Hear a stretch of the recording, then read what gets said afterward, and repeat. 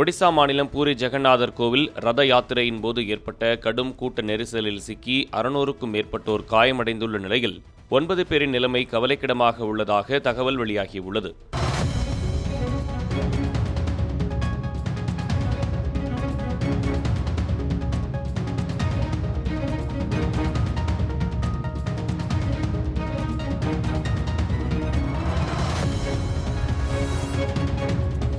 பூரியில் உள்ள 12ஆம் நூற்றாண்டைச் சேர்ந்த ஜெகநாதர் கோவிலில் ஆண்டுதோறும் நடைபெறும் ரத யாத்திரை உலக புகழ் பெற்ற ஒன்று. அந்த வகையில் நடப்பாண்டுக்கான ரத யாத்திரை வெள்ளிக்கிழமை வெகு விமரிசையாக தொடங்கியது. மிகுந்த கலை நயத்துடன் அலங்கரிக்கப்பட்ட 3 பிரம்மாண்ட ரதங்களில் ஜெகநாதர், அவரது அண்ணன் பாலபத்திரர், தங்கை தேவி சுபத்திரை ஆகிய மூவரின் மரச்சிற்பங்கள் கோவிலில் இருந்து வேத மந்திரங்கள், மேளதாளங்கள், சங்கொலி முழங்க வெளியே எடுத்து வரப்பட்டு தேரில் அமர்த்தப்பட்டன. முதலாவதாக பாலபத்திரர் ரதமும், அடுத்ததாக தேவி சுபத்திரையின் ரதமும், இறுதியாக ஜெகநாதரின் ரதமும் பக்தர்களால் இழுக்கப்பட்டு புறப்பாடாகின.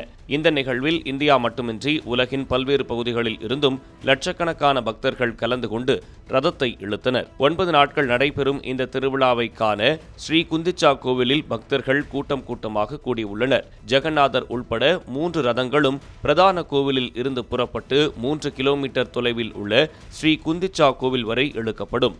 9 நாட்களுக்கு பின்னர் ரதங்கள் மீண்டும் கோவிலுக்கு இழுத்து வரப்படும்.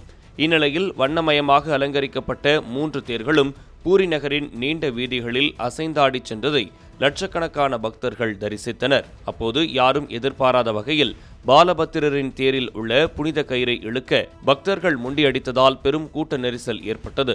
கடும் வெப்பத்துடன் கூட்ட நெரிசலும் ஏற்பட்டதால் சுமார் 600க்கும் அதிகமான பக்தர்களின் நிலைமை மோசமானது. பெரும்பாலானவர்களுக்கு வாந்தி, மயக்கம் மற்றும் சிறு காயங்கள் ஏற்பட்டன. கூட்ட நெரிசலில் சிக்கி படுகாயம் அடைந்தவர்கள் ஆபத்தான கட்டத்தில் மருத்துவமனையில் அனுமதிக்கப்பட்டனர். அப்போது கூட்டத்தில் அவசர ஊர்திகளுக்கு வழியை ஏற்படுத்தி தன்னார்வலர்கள் பெரும் உதவி செய்தனர். 9 நாட்கள் நடைபெறவுள்ள இத்திருவிழாவில் எதிர்வரும் நாட்களில் கூட்ட நெரிசல் நேராமல் இருக்க பல்வேறு முன்னெடுப்புகள் மேற்கொள்ளப்பட்டு இருப்பதாக அம்மாநில பாஜக அரசு தெரிவித்துள்ளது.